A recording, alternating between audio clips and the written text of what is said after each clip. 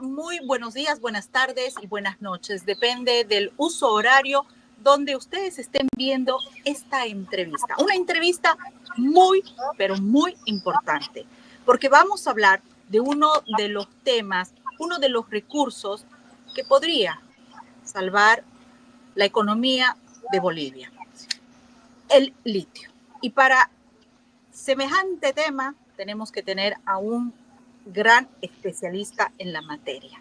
El día de hoy, en Diálogos sin Permiso, tenemos la presencia, como siempre, de nuestra analista permanente, la senadora Senta Rek. Senta Rek, un abrazo muy fuerte a la distancia.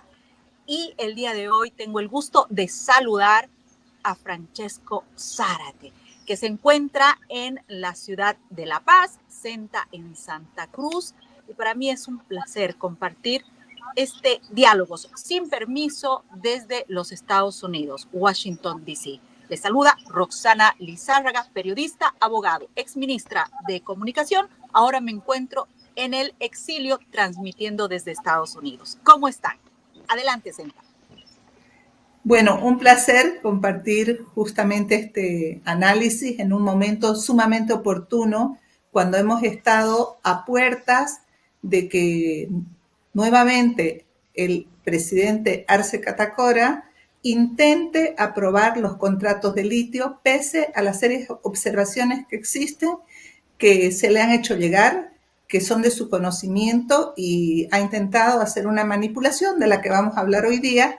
Y lógicamente, un placer muy grande, Roxana, siempre compartir con vos este programa y con Francesco Zárate en este momento, un experto, lógicamente, en el tema, que creo que nos va a dar la posibilidad de tener una visión cabal de la dimensión de este atropello que se quiere perpetrar contra los bolivianos. Francesco, las dos damas, las dos señoras hablaron en el programa, ahora es el turno. Buenos días, distinguidas damas, y Roxana desde lejos y un poco más cerca, Senta. Un placer estar en este programa y para ayudar a descifrar lo que está sucediendo y lo que puede suceder si es que se aprueben esos contratos. Arrancaba yo señalando que podía ser salvar la economía de Bolivia.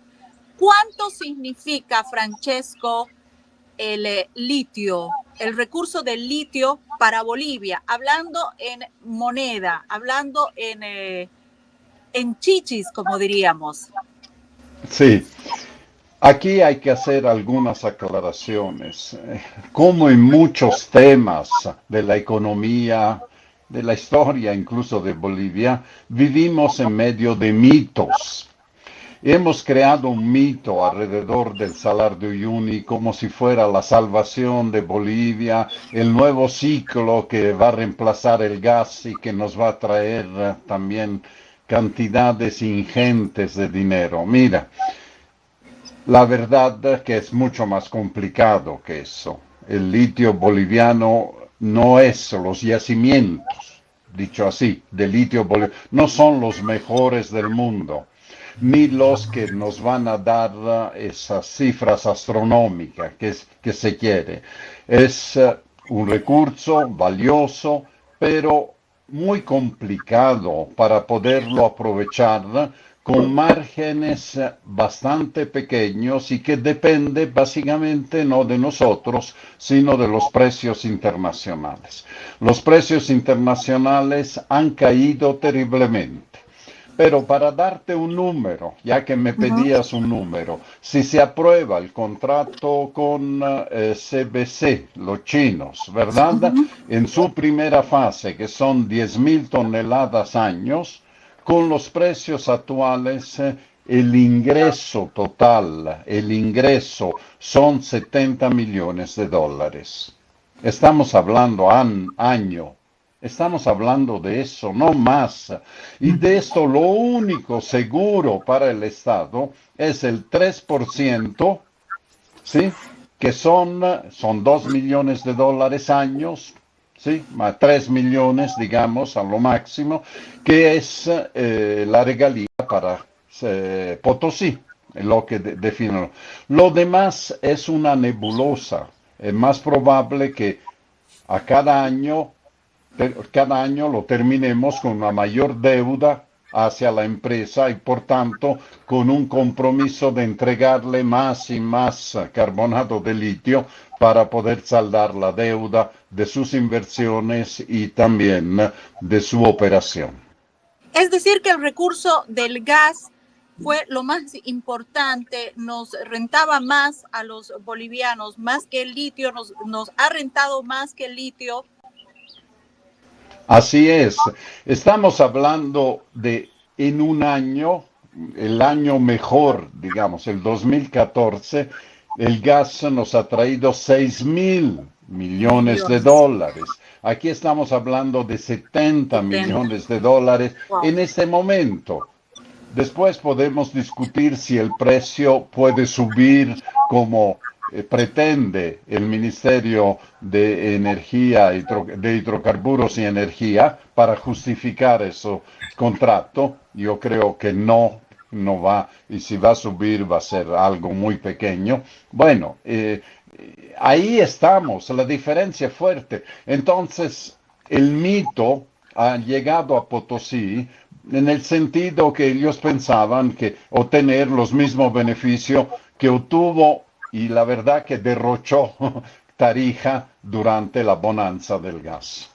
Bueno, a ver, Roxana, quiero, con estas aseveraciones que hace Francesco como un experto en la materia y con respaldo, lo que podemos colegir entonces, podemos observar es que esta exigencia, esta imperiosa necesidad que tiene Arce Catacora de aprobar los contratos de litio no tiene nada que ver con una mejora económica para el país, con estar haciendo un buen negocio para los bolivianos, sino con una urgencia que tienen de hacer un negociado nuevamente, pero ya en esta ocasión de una manera grotesca, ¿no? Porque finalmente querer imponer contratos que son lesivos, prácticamente que tienen más amenazas que aspectos favorables, porque a través justamente de los análisis que hemos estado haciendo, de las observaciones que han hecho expertos como Francesco y organizaciones que han estado vigilantes para seguir de cerca este proceso, organismos internacionales a los que les agradecemos muchísimo por todo el aporte que también han hecho con análisis y observaciones muy puntuales, podemos ver que en realidad es un negocio que tiene más amenazas que posibilidades, porque finalmente las inversiones que se están haciendo son favorables solo para la empresa china que se ha cubierto con su contrato absolutamente de todas las posibilidades de pérdida y todos los aspectos de resarcimiento están a cuenta de la empresa estatal y del gobierno de Bolivia, o sea, de los bolivianos. Las pérdidas las vamos a pagar los bolivianos y vamos a explotar un recurso para terminar en una posibilidad de tener que pagar incluso resarcimientos a esta empresa sin ningún beneficio. Entonces, acá alguien se quiere enriquecer. Ya esto no es difícil de deducir. El presidente Arce Catacora tiene un compromiso, quiere sacar su tajada. Hay gente que está metida en este negocio para buscar hacer un negociado. Esto es un negociado y no puede ser que lleven esta situación a la Asamblea Legislativa cuando estamos absolutamente próximos a finalizar este periodo, esta gestión, y tratando entre gallos y medianoche de sacar adelante este contrato que es una traición a la patria. Yo quiero recalcar eso.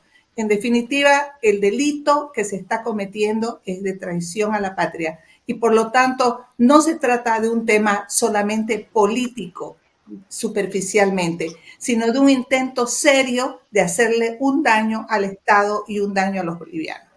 Enriquecerse, esa es la palabra, a costa de uno de los recursos de los bolivianos. Los quiero invitar a ustedes a ver esta bochornosa sesión que se ha registrado en la Asamblea Legislativa y que Senta nos dé también todos los detalles de lo que pasa en la Asamblea Legislativa, cómo ha sido todo este proceso en torno al litio. Veamos estas imágenes que son de la Red 1 de Bolivia, agradecemos por el trabajo, y del periodista Javier Loma, que se encuentra en la sede de gobierno. Nuevamente la Cámara de Diputados fue escenario de la intolerancia de los parlamentarios y la falta de capacidad de llegar a acuerdos por la vía del debate, pues cuando se pretendía retomar el tratamiento del contrato de litio, se generó el rechazo de diputados evistas y de la oposición, quienes se oponían a que se siga adelante con la lectura del documento y se produjo estas bochornosas escenas.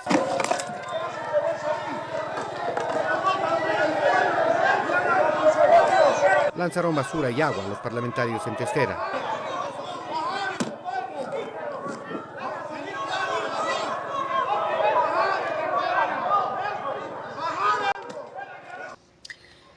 Francesco, después de ver estas imágenes de la Asamblea Legislativa y la posición que tiene el actual gobierno, ¿qué podemos deducir? ¿Qué es lo oscuro? ¿Por qué la prisa de aprobar los contratos? ¿Qué sacan? ¿Qué ventajas hay para aprobar un contrato lesivo además para el Estado? Miren, yo respeto mucho el criterio de la senadora, ella es senadora y tiene que ver más allá de los aspectos técnicos, pero mi función es analizar los hechos y no sé si ha habido corrupción, si ha habido coimas, eso no me consta, así que no lo puedo afirmar. Pero sí, lo que puedo afirmar que esos contratos son confusos, son opacos y sobre todo no son convenientes para el país, especialmente en este momento en que los precios están por el suelo.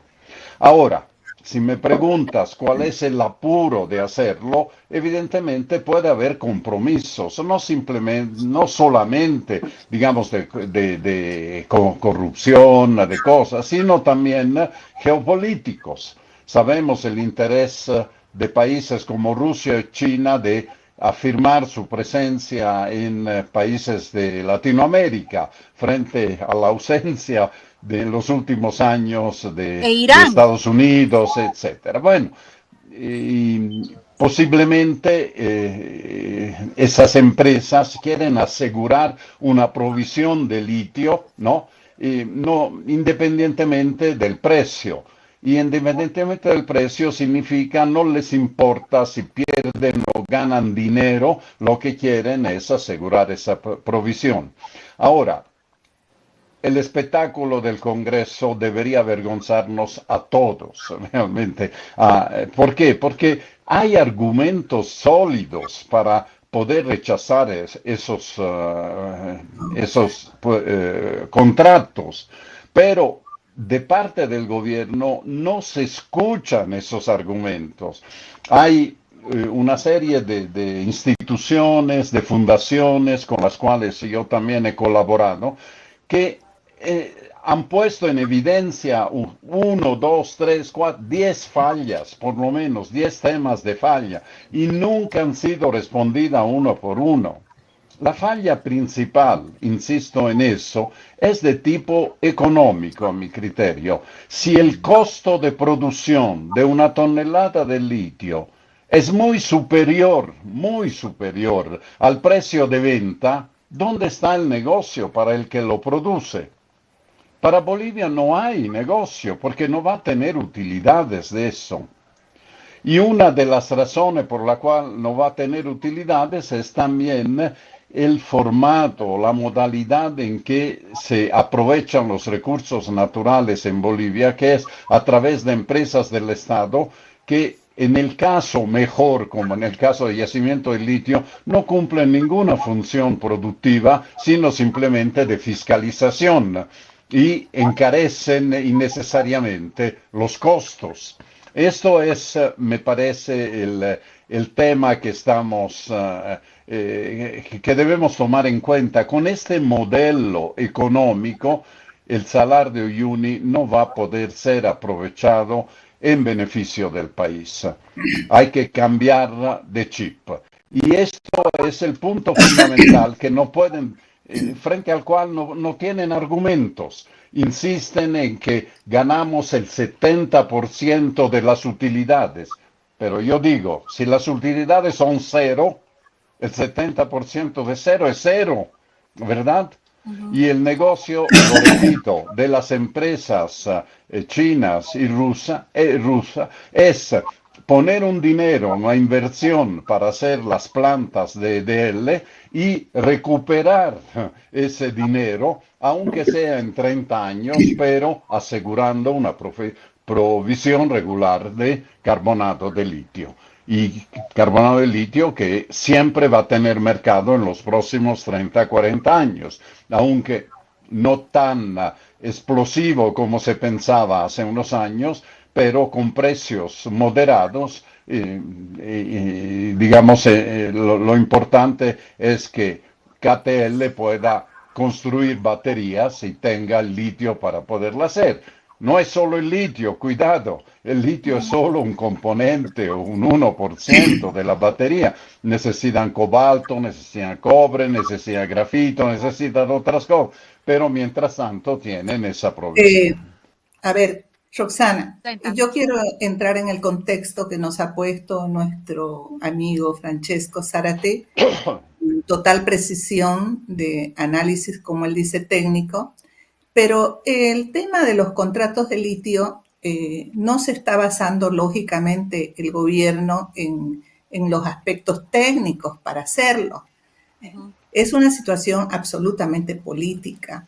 Es una situación política, estoy de acuerdo, geopolítica, por un lado, con sus socios, con la gente, con los gobiernos afines al movimiento al socialismo, con los que pretenden generar una hegemonía dentro del continente, hacer un cambio hegemónico en el continente sudamericano para atentar contra todo lo que es la cultura occidental, etcétera, etcétera, las democracias como las conocemos, etcétera, etcétera. La presencia china y rusa les asegura la posibilidad de esa cooperación, de seguir en este eje geopolítico que ellos quieren generar en el mundo, haciendo un cambio, como decíamos. Entonces, sí, hay razones geopolíticas, pero hasta las razones geopolíticas, teniendo ellos una ideología, podemos de alguna manera no excusarlas, pero entenderlas.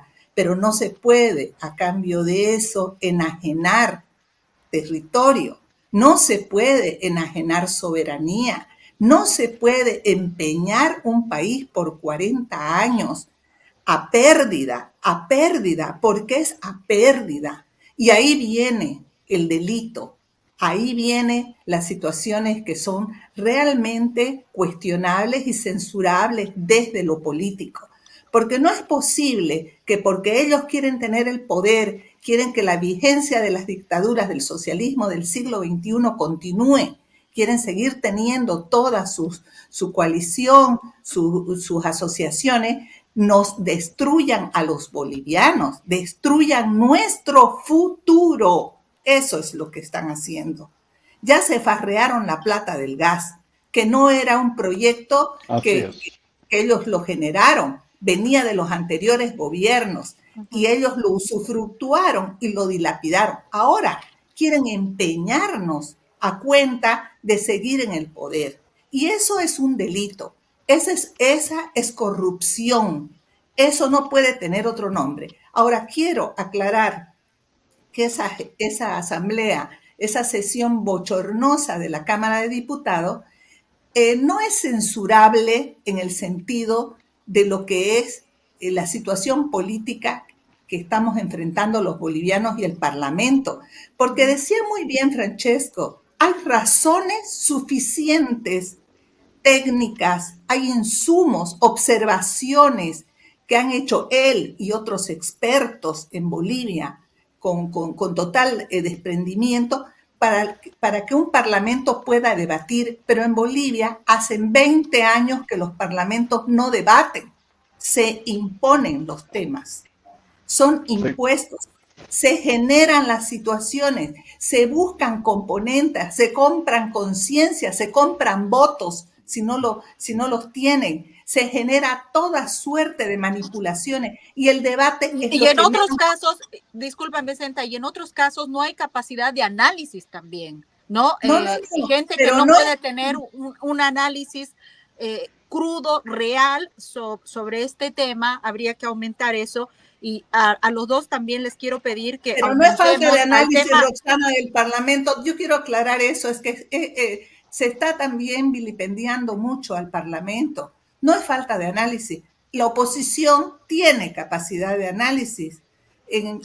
Hay personas que están empapadas de los temas que se tratan y que se debaten, pero los argumentos que le des no sirven frente a las manipulaciones. Entonces, en la impotencia, yo te digo, si te están llegando a quitártela tu casa o un ladrón te está asaltando, si vos le hablás y le decís, mira, no me asalté porque esto es un delito y el ladrón igual te va a matar, ¿qué te queda? Defenderte. Lo que hacen los parlamentarios es por la vía ya de la desesperación, tener que tomar testera, tener que hacer una serie de situaciones para no permitir que se atropelle a los bolivianos, porque si no, lo iban a aprobar esos contratos.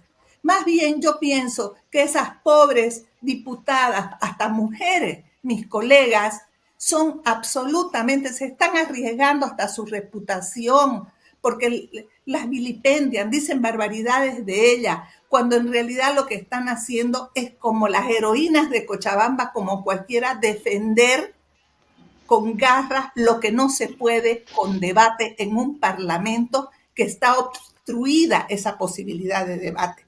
Y vienen las imposiciones. Entonces quiero reivindicar también a mis colegas. Algunas les han dicho, como por ejemplo a Verónica Aguilera, a la que conozco, que es una mujer digna, una parlamentaria comprometida, por un impasse que tuvo, que no se lo ha comprendido en su cabalidad, quieren decir que ella estaba en contra del voto nominal, cuando ella estaba peleando por el voto nominal.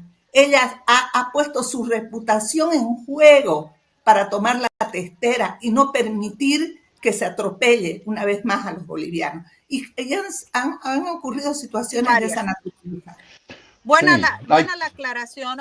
Yo quiero consultarte, Francesco, y también Senta. Debemos mencionar que Rusia, China e Irán, no nos olvidemos de Irán, que entra en este juego. También están interesados en el litio. Puede ser que existan compromisos geopolíticos, eso es claro, pero también hay en juego las tierras raras. ¿Qué podríamos decir de las tierras raras, Francesco? ¿Qué implica esto en Bolivia? En las tierras raras estamos peor que con el litio. Con el litio por lo menos tenemos una estimación de recursos, no tenemos certificación de reserva. Pero en las tierras raras sabemos solo que existen, sabemos más o menos en qué región están ubicadas, en Santa Cruz, en el Precámbrico, en la Cordillera de los Monos, pero no hay un estudio mineralógico suficiente para poder conocer el tamaño de nuestras reservas, de nuestra potencialidad. Que tenemos, pero cuánto tenemos, si es comerciable, etcétera. No, esto es algo que habría que hacer. Y esto se hace con investigación, estudiando, etcétera, etcétera. Sobre lo que decía Senta, yo quisiera poner un poco mi cuchara. Hay cosas sospechosas de eso, lo ha dicho bien. Eso de evitar el voto nominal, por ejemplo, a toda costa, ya huele a que hay votos comprados. Se han acusado incluso con nombre y apellido algunos diputados. Una vez se llevaban maletines, ahora se han modernizado, parece que se hace todo con QR y nadie ve maletines entrar y salir.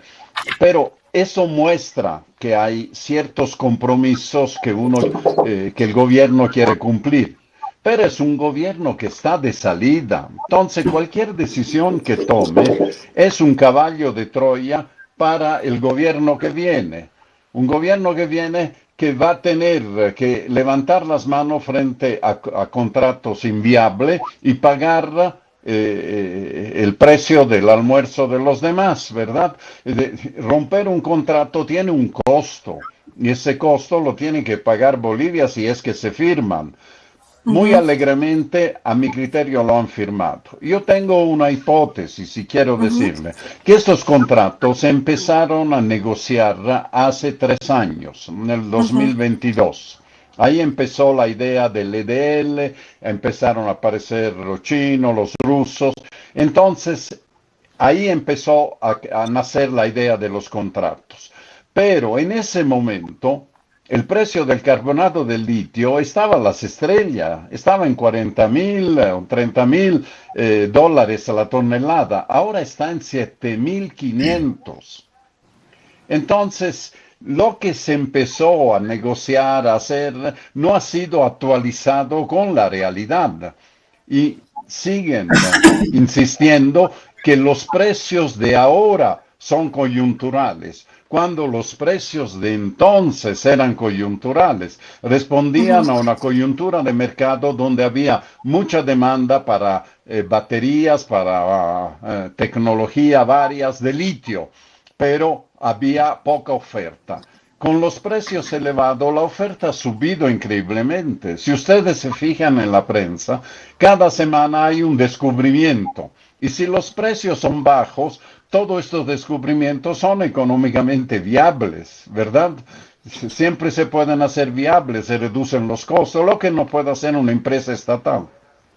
Y esto es digamos, el punto de partida que se negoció con precios elevados. Y además se negoció con un complejo de culpa. El complejo de culpa de haber derrochado casi 1.000 millones de dólares en proyectos sin sentido, como las piscinas de evaporación que ujú. se hicieron durante 10 años y que al final ha sido dinero derrochado totalmente. Es decir, pusieron personas diletantes a, a dirigir ese proyecto y ni siquiera, eso me enteré anoche casualmente en una cena, ni siquiera permitieron que profesionales bolivianos fueran a especializarse en Holanda, por ejemplo, ¿sí? Para poder conducir autónomamente ese proyecto. Es decir, no solo eran mediocres ellos, sino insistieron en que solo la mediocridad podía podía conducir ese proyecto. Y sabemos bien cómo el anterior gobierno repartió de una manera como para que de clientelismo, hablamos así, a grupos políticos, a sindicatos, etcétera, las diversas reparticiones del Estado. A los comunistas chinos, porque hay que Ujú. decirlo, ¿no? Le tocó el salar de Uyuni para desgracia de Bolivia.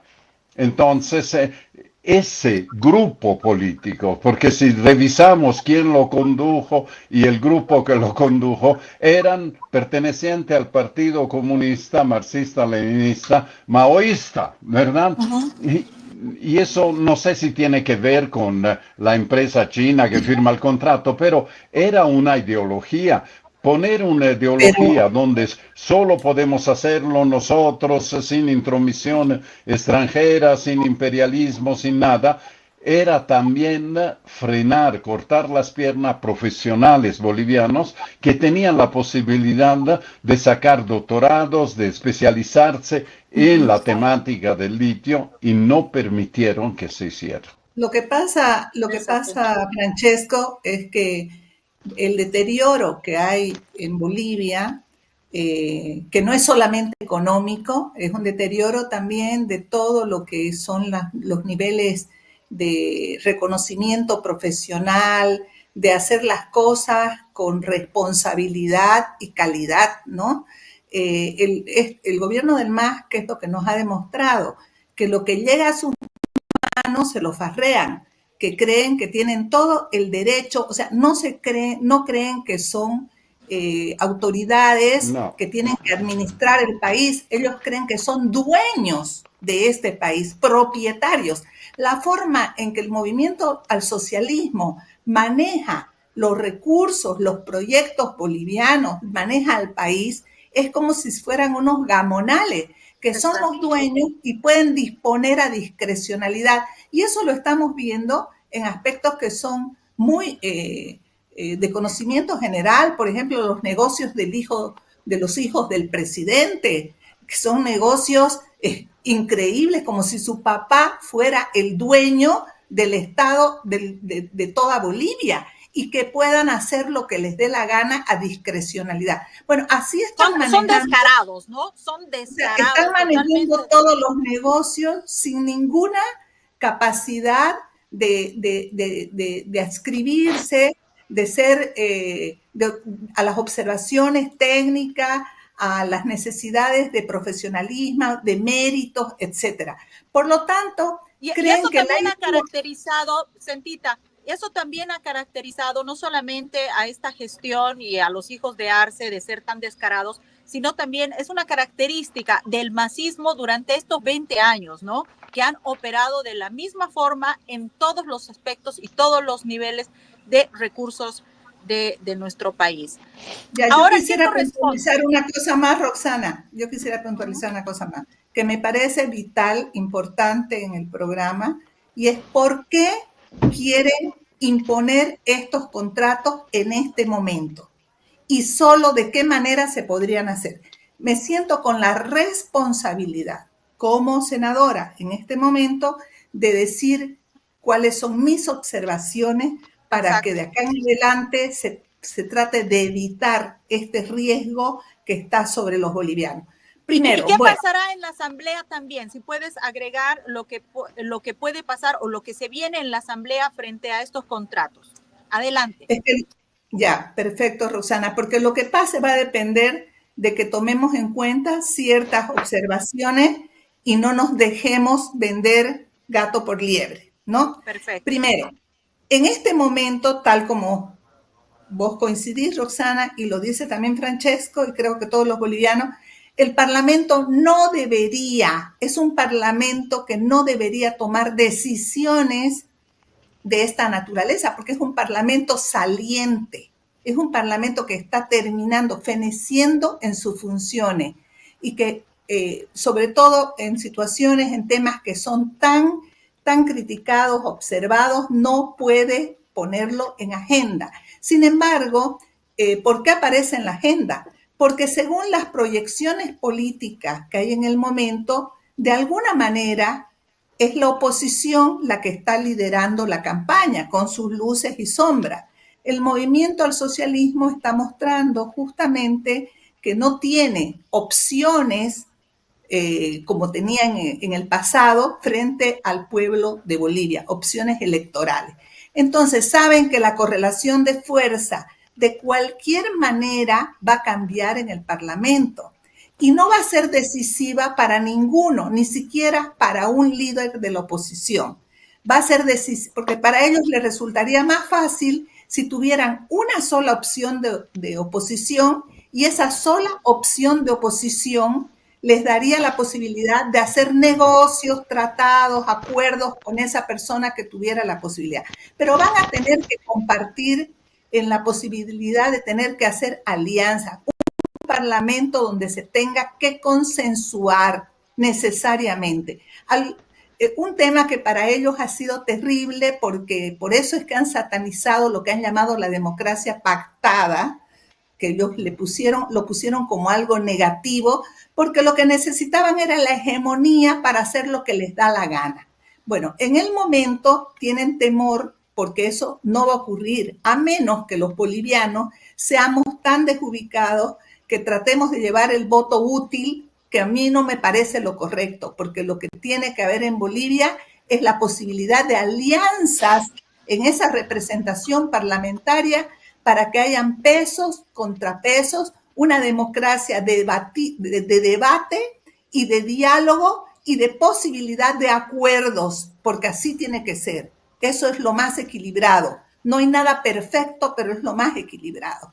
Entonces, en la medida en que temen que no le va a funcionar el voto útil para hacer alianza con un solo candidato o que no les va a funcionar la posibilidad de que de alguna manera ellos ganen y lleven la delantera, necesitan aprobarlo en este momento. Y en este momento a mí lo que me da temor es que están haciendo acuerdos debajo de la mesa. Y eso es lo que tenemos que ver. Exacto. Haciendo acuerdos debajo de la mesa con algunos, un segundito, si tenés paciencia, Roxana, porque necesito puntualizar esto. Con algunos de los candidatos. Adelante. Tiene que ser con alguno de los candidatos, porque no van a poder tener la correlación de fuerzas ahorita también en el Parlamento si no votan opositores a favor de ellos por esos contratos. Y por eso es que no quieren el voto nominal. Y yo los insto a mis colegas parlamentarios que en este tipo de contratos no pueden dejar que haya una votación que no sea nominal. Que no vengan con tonterías de decir que podemos controlar igual con una foto el voto electrónico. No, señor, no se puede. Eso es mentira, eso es engañar. Y lo digo con total conciencia y transparencia. Estas mis colegas que han peleado por el voto nominal, peleándose en la testera, tienen toda la razón. No puede, porque iban a proceder ya a la votación. Entonces no podemos permitir que se llegue en el Parlamento una votación que no sea nominal. Ese tiene que ser el primer acuerdo. Y Bolivia tiene que hacer una resistencia. Todos los bolivianos tenemos, todas las instituciones tienen que manifestarse, los comités, tienen que manifestarse todas las instituciones vivas, acompañando a los potosinos que han sido los que han estado vigilantes para exigir el voto nominal. Cada parlamentario de viva voz que diga cuál es su voto. Esa es la primera situación que se debe poner como posibilidad de establecer un freno a este atropello que se pretende perpetrar. Porque hay acuerdos de los opositores, hay acuerdos de algunos opositores, con seguridad. Sí, yo personalmente, además, ya se ha denunciado Roxana, que por ahí han pasado. Sí, Quería decir que además, Francesco, les quería decir que además hay denuncias de que han pasado maletines, que se ha ofrecido dinero y que estaban tratando de comprar votos de varios parlamentarios. Ya han hecho una denuncia oficial al respecto. Francesco, adelante. Sí, por eso tiene toda la razón la senadora. La mejor manera de desvirtuar esos rumores de que ha corrido plata, que se han comprado votos de diputados de la oposición, ¿verdad? Y del sector revista también. No hay que pensar solo en los opositores históricos. Bueno, la única manera de desvirtuar eso es con el voto nominal, que cada diputado para eso se los ha elegido. Tienen que asumir su responsabilidad y no solo, tienen que ser motivados, tienen que decir yo voto a favor de firmar los contratos por esta razón y asumir su responsabilidad. Pero si me preguntan una opinión, yo creo que ha sido derrotado el gobierno. Muy difícilmente va a poder volver a meter la aprobación de estos contratos, a menos que cambien la situación o hagan alguna matufia como están acostumbrados a hacer. Y además en el Senado tenemos realmente una barrera allá. Hay una mayoría de opositores al arcismo y por tanto es muy difícil. Y sobre todo tienen otra barrera, la barrera de la opinión pública. Si uno pregunta, yo no sé por qué no han hecho hasta ahora una encuesta, igual que gastan mucho dinero en preguntar por quién va a votar mañana cuando uno sabe que mañana no va a votar. Bueno, pregunten si están de acuerdo en que el Estado firme esos contratos, no solo en Potosí, sino en todo el país le van a decir que no, porque hay argumentos técnicos de sobra. Es un contrato hecho como el reloj de Choquehuanca, yo digo, ¿no? El reloj de Choquehuanca va al revés. Así han hecho estos contratos. Cuando se hace un proyecto de ingeniería, primero se hacen estudios, después se hace un proyecto de prefactibilidad, después de factibilidad. Aquí primero firman el contrato, después se hacen la prefactibilidad, la factibilidad y finalmente se hacen los estudios si hay agua, si hay energía. Todo está hecho para la trampa. Esto es absurdo, desde ahí llega lo absurdo. Y lo peor es, no vamos a tener tiempo, leer la letra chica de estos contratos. Algo que la gente todavía no ha asimilado es que el mecanismo de transferencia de los recursos, de este recurso del carbonato de litio, es totalmente antinacional. Yacimientos de litio tienen que pagar la exportación hasta los almacenes de la empresa china en China y tiene que pagar el arancel.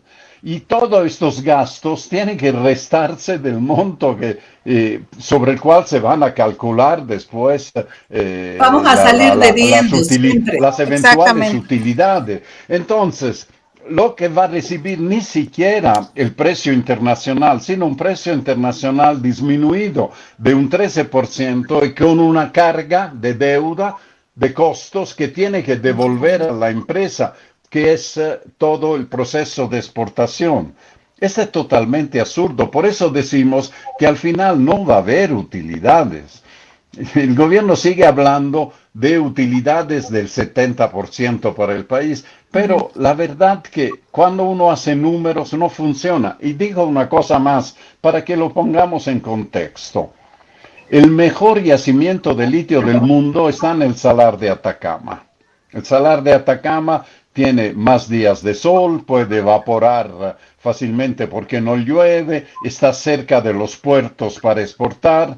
El contenido de magnesio, que es un elemento contaminante para el carbonato de litio de pureza batería, no de calidad de batería, es bajísimo en el caso del salar. Bueno, el Salar de Atacama está con problema de equilibrar sus costos.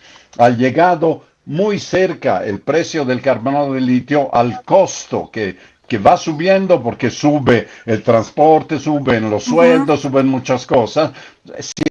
7.500 contra 5.500, 6.000. Es decir, ya la ganancia no es grande. Y esto es en las mejores condiciones. Nosotros, entre todos los salares, entre todos los yacimientos de salmueras, para hablar así, somos los peores.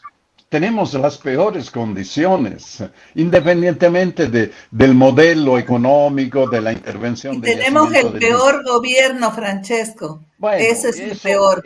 Porque encima que las condiciones no son las mejores, no tienen la intención de hacer buenos negocios. Quieren entregar y enajenar nuestro territorio. O sea, quieren entregarnos a los chinos. Porque si los chinos quisieran estar en Bolivia, por último, bueno, que estén, pero pagando lo que tienen que pagar, haciendo lo que tienen que hacer, sin destruir este país y sin aprovecharse de un gobierno que nos está bien, Senta, pero mi conclusión era que tenemos condiciones muy complicadas para hacer un negocio. Es un negocio que depende de la eficiencia, depende de la capacidad de gerencia, depende de la transparencia también, ¿no? Que no haya costos ocultos. Y eso con el Salar de Uyuni no está pasando en ese momento. Exactamente. Hemos llegado, les comento, y cómo ha pasado tan rápido el tiempo al final del programa. Ha sido un programa exquisito, exquisito. Muchas gracias, Francesco, por todo lo que nos has aclarado. Está tremendo todo esto. Y muchas gracias, Senta, también por tu aporte. Es muy importante. Con esto yo creo que los bolivianos ya tenemos la figura clara. Este programa está imperdible, de principio a fin. Los abrazo a la distancia. Hasta una nueva oportunidad, Francesco. Qué gusto verte. Hasta pronto, saludarte. Gracias. Gracias, Francesco. Hasta pronto. Y buen fin de semana a todas. Muy bueno el aporte, de verdad, espectacular. Gracias mil, gracias, Roxana. Excelente y un abrazo a los bolivianos.